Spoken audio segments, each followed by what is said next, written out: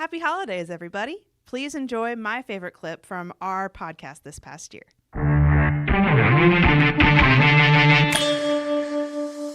Ramia, Lloyd, producer, and I'm here with... I'm Elissa Davis, the digital community specialist.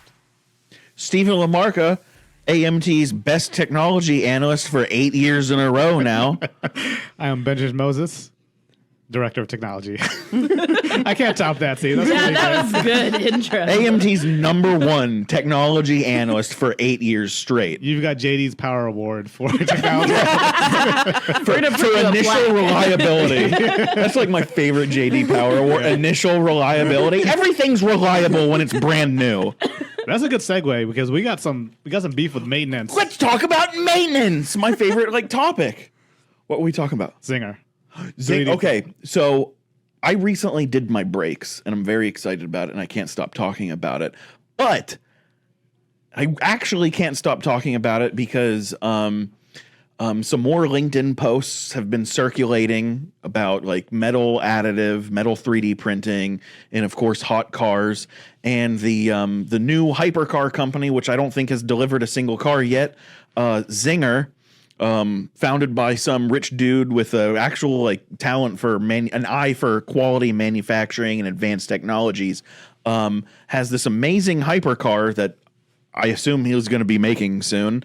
But the entire subframes, the chassis, the suspension linkages, is all made using generative AI and metal additive. So it's a lot of organic shapes, but one of the most drool worthy parts on this car is the metal 3D printed monoblock brake caliper that's integrated with the suspension knuckle. I like the way those 3D printed calipers, because a couple other brands have been doing it. Yeah, but they just look fascinating. The way the material that's saved, it looks really good. It's gorgeous, but initially, from somebody that appreciates Swiss watches, right. I really like seeing integrated parts, or anybody that works in a kitchen or likes cooking knows that kitchen gadgets that only do one thing belong in the trash can. Every tool that you have in the kitchen needs to be multi-role. Sure. So be able to do a jack of all trades, but also be excellent at all of them. Anyway, I really like this part because it simplifies by making something more complex, and the organic shapes from generative AI that can be manufactured using 3D printing are absolutely gorgeous. It's a work of art.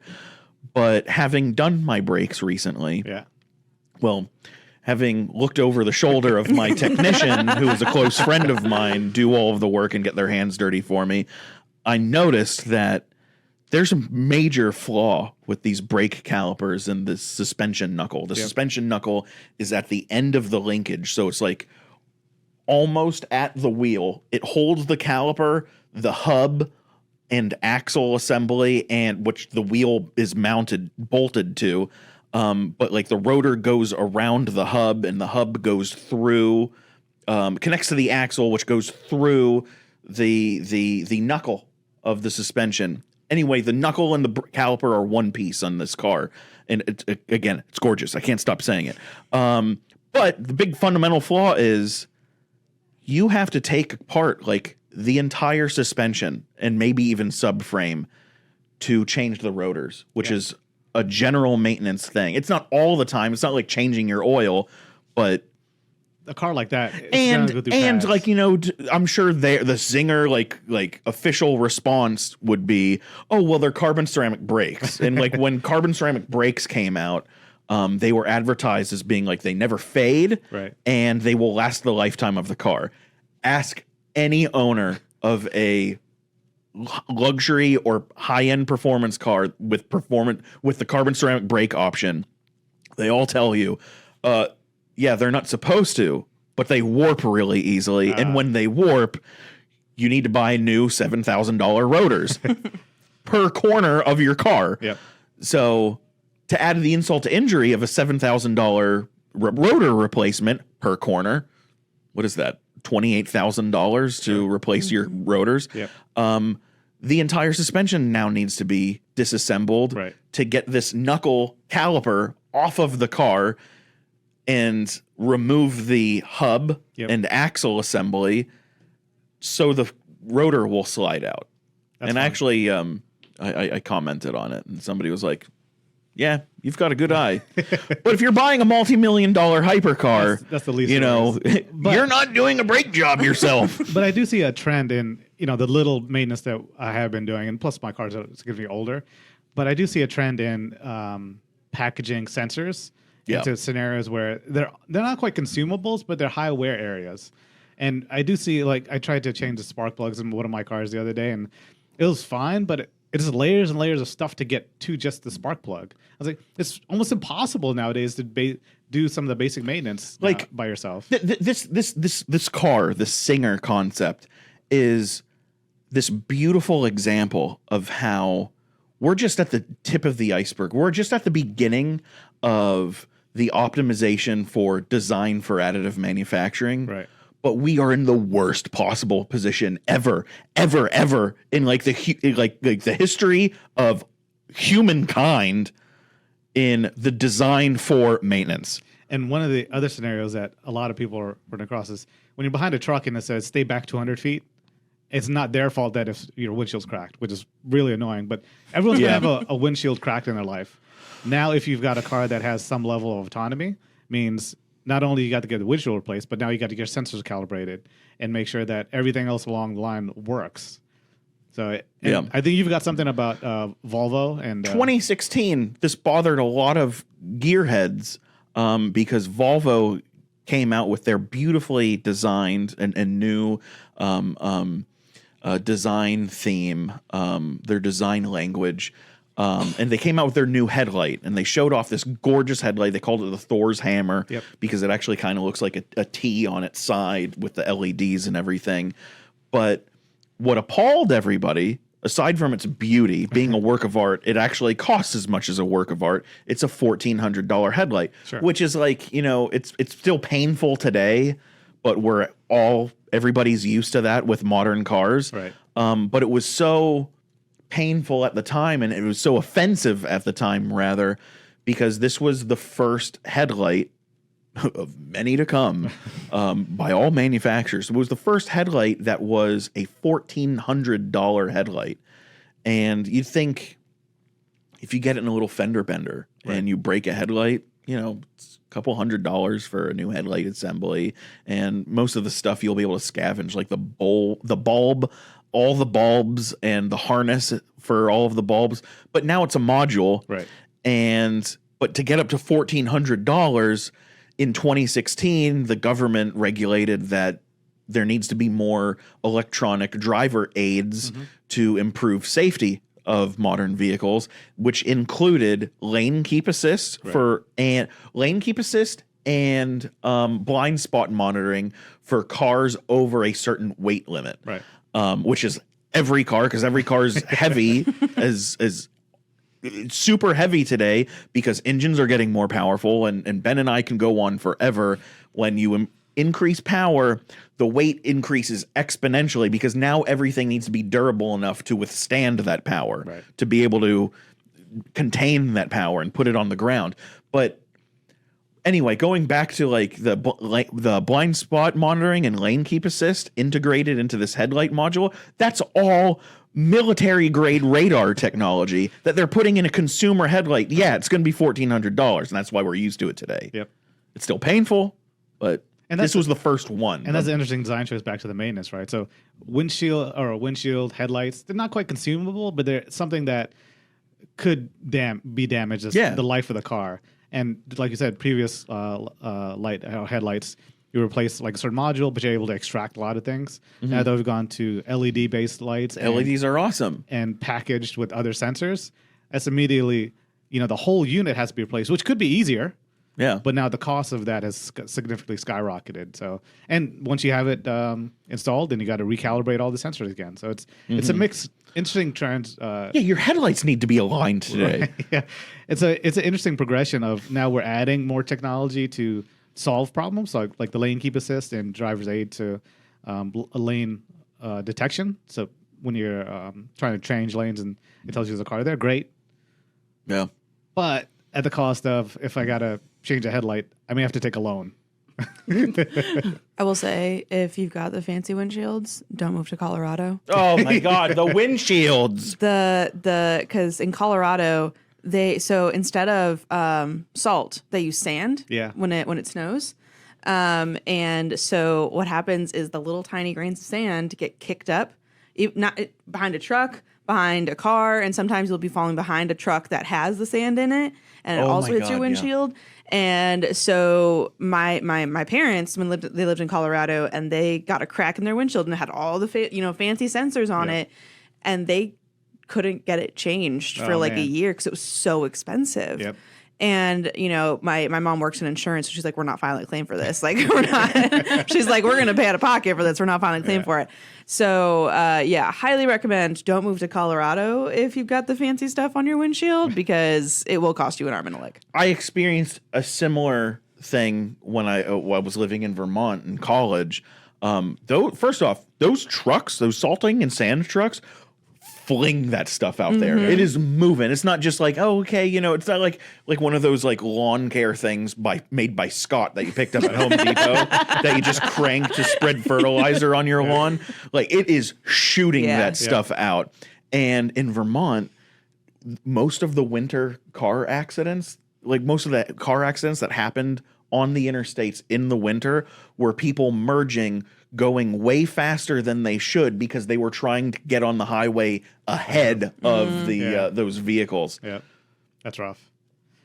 On something on a little warmer note, Elissa, you mentioned something about NASA and bees. Yes. The bees.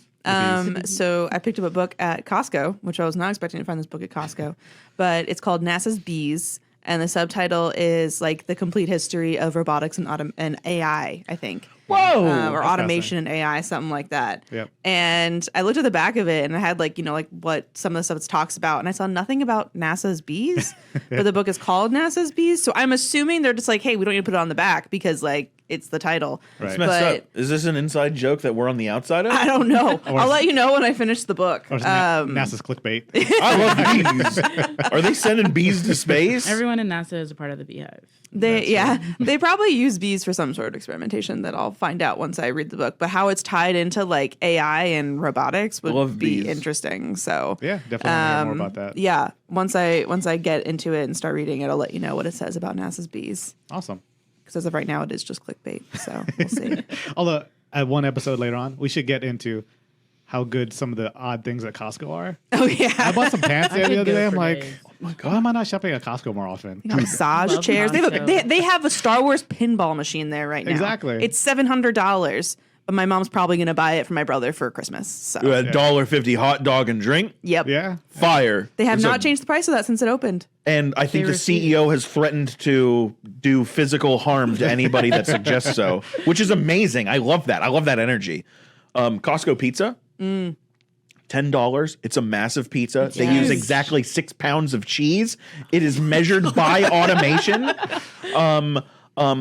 The only qualm that I have with a $10 massive pizza from Costco is that the crust is a little too doughy. But we learned last weekend, my fiance and I learned that once you bring the pizza home, you just throw it in the air fryer for like 5 minutes, 5-10 minutes.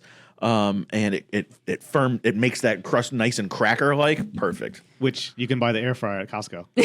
Yeah. Right? You can buy an air fryer. That's how they do it. That's why it's only $10. Exactly. They have like a taco platter. Yeah. Oh my God, they're street It's tacos. so good. We'll say Their no. pre-made meals are basically my favorite thing. No. We're getting too That's close how for I lunch for survive. this, guys. Yeah, sorry. Yeah, let's save all the food talk for IMTS. Ramia, can you tell us about today's sponsor, please? Our sponsor today is IMTS Plus, manufacturing digital content to get you ready for IMTS and after.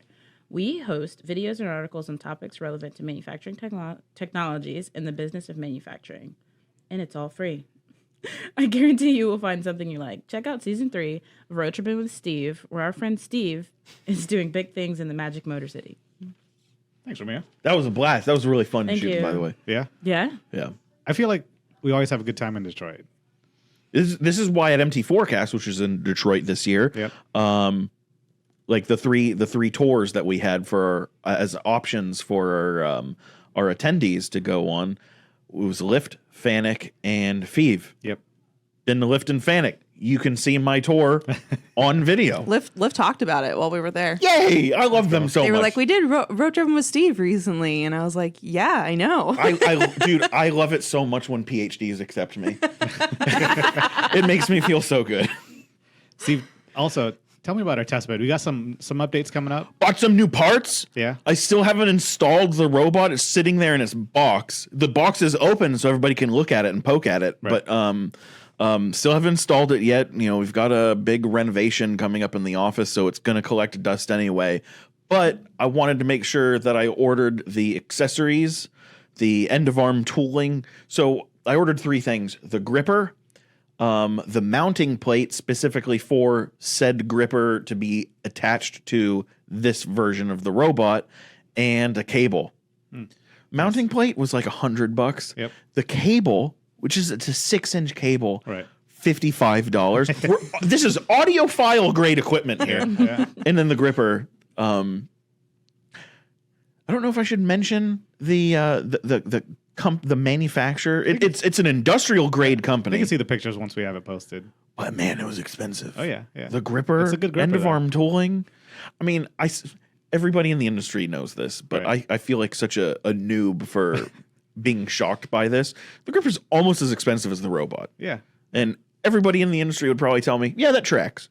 I mean, it's kind of like buying a firearm. Your optic is cost the... Your scope needs to be twice the price of the rifle. Exactly.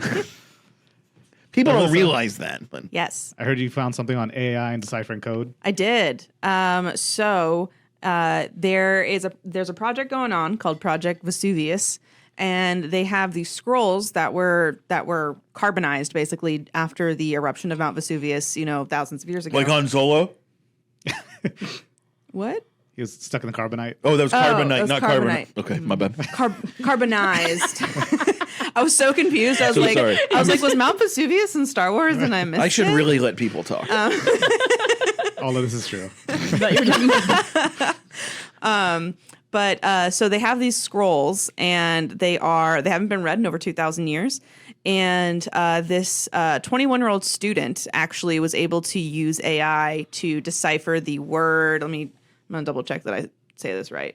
It's the word purple in Latin, in Old Latin, porphyrus, which is the ancient Greek word for purple. And so this was, he won $40,000 as a prize from Project Vesuvius. The first place, he's like second place. The Wow. first place prize has not been won yet, but they're also using a bunch of different types of software and everything to decipher different parts of the scrolls. But yeah, so he figured out that word, and then it was independently also tested separately to make sure that he didn't, fake the results.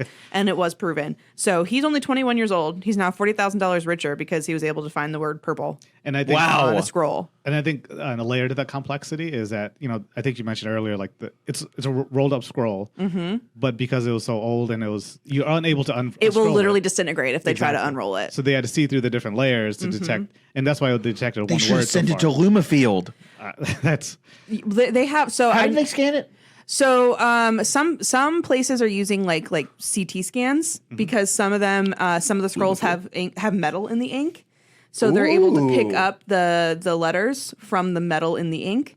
But this was not one of them. This one was different, so that's Wow. why they couldn't use the same technology. But if you go to the Project Vesuvius website, they have like a bunch of people have won a bunch of different prizes for it, and you can see all the different because I think they're using like CAD CAM software and everything too to help like figure out what it is, and it's really really interesting. But I was just like, dang. I can't imagine what I would do with $40,000 at 21 years old. Pay off my student debt, probably. pretty good. That's a pretty good project. That's fine. Yeah, but I'm like, I wouldn't do anything smart. I'm a little bit of a technology nerd, but before everything, I'm a major history nerd, Yeah. and so I thought that was like so cool because basically everything from Mount Vesuvius was destroyed, but obviously they were Yeah. able to. They uncovered this city. It's like Herculaneum, I think is what it's called, in like the 1700s, and they've been like taking pieces from it since then. And apparently, it was also the home of Julius Caesar's father-in-law. Wow. So, so this is one of the scrolls that they've been able to decipher. The $1 million prize will go to someone who's able to decipher like 2 pages worth of continuous lettering. So this young man got Yes. $40,000 for just getting purple, yes, which Getting is the most purple luxurious in color Old Latin. Yeah. of the time period. Yes. You know, right? Is that true? I don't know. I know, like that's what history teacher said. But it was back on in the day. Smithsonian Magazine website. That's where I found it. That's so, awesome. That's incredible. I do like the know. extension.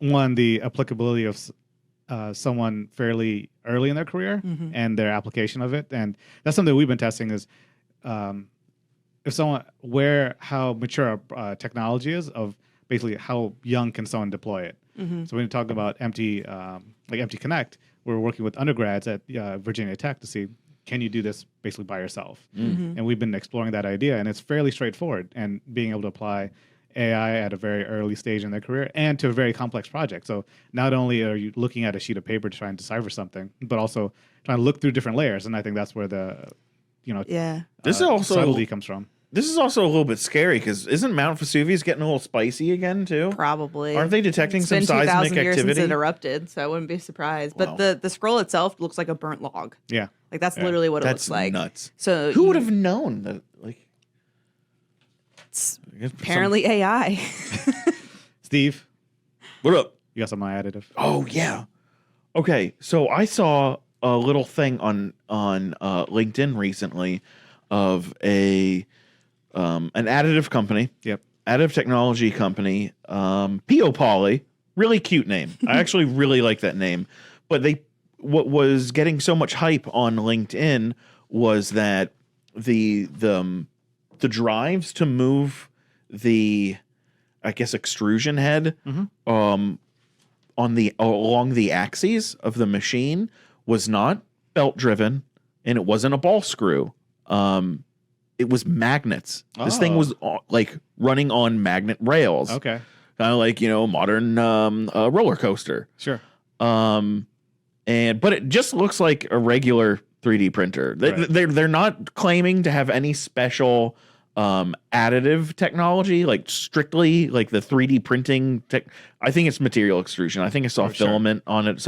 It's not vat photopolymerization. It's not laser powder bed. Right. They're interested in the motion control of additive. They're interested in the motion control, and I haven't seen anything like it. But it's not like I've seen everything. No, and I think that's an interesting case because when you look at the additive head, like pure additive or 3D printing, it's a very light head, right? If you compare that to subtractive processes, the weight that the beds and ways have to sustain on those machines are significantly different in additive. That's why like seeing applications like delta arms with extrusion heads, and using magnets for motion control is fairly interesting. And I'm wondering, what the benefit of that is versus traditional ball screws or belt driven scenarios. I am too dumb to know, but I can tell you that the pre-orders for this new magnet driven machine, things sold out. Oh wow, that's cool. Like they've stopped taking pre-orders. Yeah. Like, we don't know if we can deliver these on time, so stop buying it. Let's fill the orders that we have, but thank you for your business. Yeah. That's exciting. And I think I'll do a little research to see if other machine technology companies have used Who's maglev the for company that makes the ways for like all CNC machines, like THX or something? No, that's the audio company. Yeah, I'm not sure. THK. They do the yes. They make the ways. So like they THK might be buying somebody soon. They might be buying an additive company soon. I'm just saying. You mentioned roller coaster and like 3D printing in the same sentence. Now I can't stop thinking about when we're going to get our first 3D printed roller coaster. And it makes sense because all of the organic shapes, Wouldn't like it? the loop-de-loo. And like I feel like we can create like really strong materials so like it won't break. You know that thing's going to be like, it's going to be made by an army of yellow robots. Speaking of robots, I've Let's got hear an it. article from TechCrunch on how roboticists are thinking about generative AI. So generative AI has come a long way, particularly with large language models, and Chat GTP and things like that. But how GPT? I was about to say, dude, really? Your face immediately. We've been using this for the past year and a half. I always get the letters mixed up. Whatever. No. And it's interesting when we look at how training models exist and how the AI algorithms are learning to be more efficient and constantly ingesting information. There's a couple of interesting scenarios when they talk about, well, why is this important to manufacturing or robotics? They interviewed a couple of people and they talked to NVIDIA and GM about the scenario, and they talk about the productivity improvements of getting from basically a starting point to a 70% working model or efficiency in the cell to significantly faster than previous tools. So being able to accelerate the task or scenarios that you need the robot to do, they talked about accelerating that process. So from time to purchasing our goods to getting the robot up and running, that time's shrinking significantly. And we've talked about that over, the return on investment on some of these tools. So I think generative AI has a lot of opportunity to talk about that or to help accelerate that. The other one that they interview is someone from MIT CSAIL. And they're doing a lot in robotics, and they're very interesting to keep an eye on. I like their research videos that they produce on YouTube. Yeah. Super dry, but really fun to watch. So I definitely recommend checking out CSAIL's YouTube channel. But it talks about generative AI, powerful problem solving for motion planning scenarios. So when we look at warehouse robots, but even if we start applying this to additive scenarios or robots within a cell where you have some level of engagement or fluidity within a cell, being able to pathfind in those scenarios, I think helps maintain productivity. So the easiest parallel that I've seen is if you're playing video games, playing against bots, every once in a while you see a bot stuck in a corner. Like, why is that guy there? It's because a crate fell down or another person stuck in his way. So being able to have robots continually update their pathfinding within the context of safety, I think that's something that the CSAIL team kind of mentioned. And also it talks about pattern generation. So providing context for physics and the physics world, and being able to simulate that scenario. So almost the parallel of the digital twin. So being able to simulate what the machine could do before it gets to the physical world. So that's another scenario where they think generative AI could help in the simulation world or the digital twin world, where they want to see what the kinematics of the scenario and how do they program and develop the scenarios within simulation world before you get to the real world. So definitely a really interesting read from TechCrunch. And this is the first time I've been concerned about AI. The first time? First time. Like I'm very pro AI. Sure.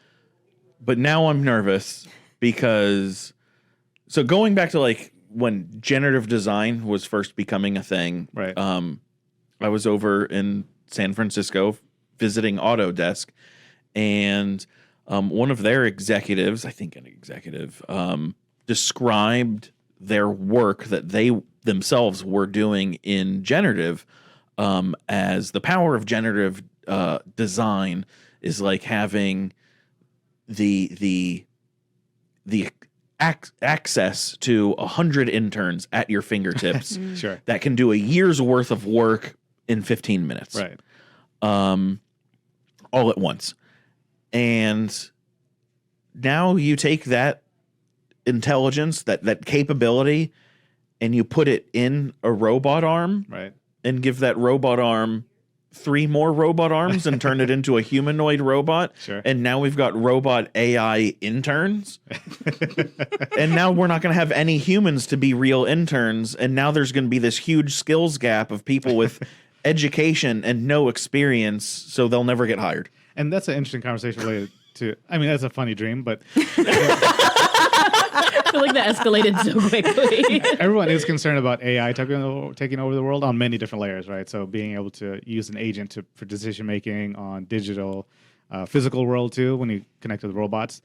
But I see the parallel on a lot of the use cases that we've seen that's actually that's productive. It's supplementing human decision making or human processes. Like when we use it in our writing that we do weekly, it's supporting our writing process. We're never taking a wholesale.